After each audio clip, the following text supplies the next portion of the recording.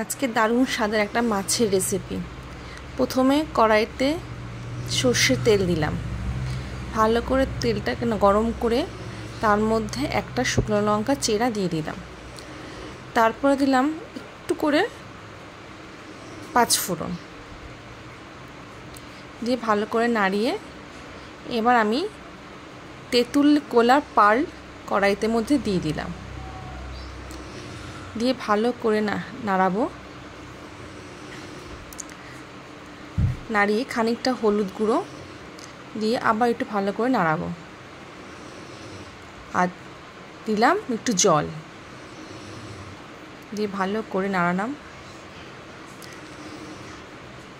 তারপর দেব স্বাদ অনুযায়ী নুন,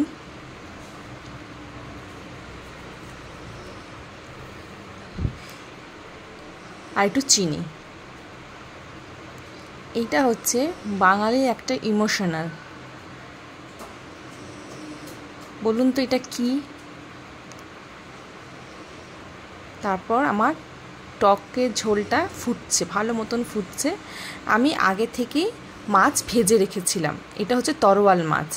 এছাড়া আপনার এখানে চিংড়ি মাছ, ছোট জাতীয় বিভিন্ন ধরনের মাছ এই টকের মধ্যে দিতে পারেন। আমি এখানে তরোয়াল মাছটাই দিয়েছি। এটা হচ্ছে মাছের টক।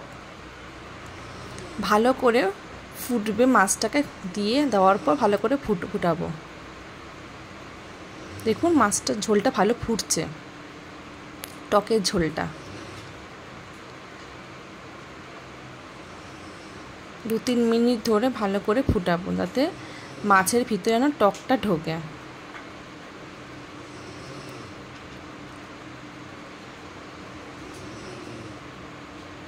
আমার মাছের টক রেডি।